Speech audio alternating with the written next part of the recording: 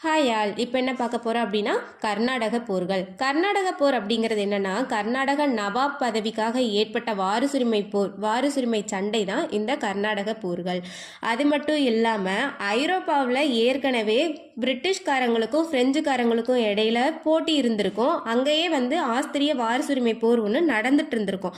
அதோட எதிரொலியாக நம்ம இந்தியாவிலையும் அந்த போட்டி நடந்திருக்கும். அதுவும் சேர்ந்து தான் இந்த கர்நாடக போருங்கிறது. எப்போ இருந்து எப்போ வரைக்கும் நடந்திருக்கும் அப்படின்னா 1746 இருந்து 1763 வரைக்கும் நடைபெற்றிருக்கும். இந்த போரோட முடிவில் என்ன இருக்கும் அப்படின்னா, ஆங்கில கிழக்கிந்திய கம்பெனி இந்தியாவில் அரசியல் அதிகாரம் பெற்றிருக்கும். ஓகேங்களா? இதில் முதல் கர்நாடக போர் அப்படிங்கிறது என்னன்னு தெரிஞ்சுக்கலாம். 1746 இருந்து 1748 வரைக்கும் 2 வருடங்கள் நடந்திருக்கும்.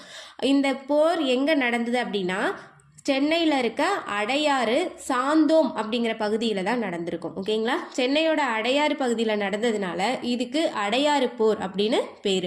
அடையாறு போர்னாலும் முதல் கர்நாடக போர்னாலும் ஒன்று தான். எப்போ நடந்திருக்கும்? 1746. யாருக்கும் இடையிலன்னு பார்த்தோம்னா, கர்நாடகா நவாப் பதவிக்காக அன்வாருதீன் அப்படிங்கிறவங்களுக்கும் சந்தா சாஹிப் அப்படிங்கிறவங்களுக்கு இடையில தான் நடந்திருக்கும். இதில் அன்வாருதீனுக்கு ஆங்கிலேயர் ஆதரவு கொடுத்துருப்பாங்க. சந்தா சாஹிப் அப்படிங்கிறவங்களுக்கு பிரெஞ்சுக்காரர்கள் ஆதரவு கொடுத்திருப்பாங்க. ஓகேங்களா? இதுல போட்டியில இந்த போர்ல யார் வெற்றி பெற்றிருப்பாங்க அப்படின்னா, பிரெஞ்சுக்காரர்களோட ஆதரவு பெற்றிருந்த சந்தா சாஹிப் இந்த போர்ல வெற்றி பெற்றுருவாங்க. இந்த போர் தொடர்ந்து நடந்துட்டு இருக்கும். 1748 ஐலா சஃபேல் உடன்படிக்கை, அந்த உடன்படிக்கையின் மூலம் தான் இந்த முதல் கர்நாடக போர் முடிவுக்கு வந்திருக்கும்.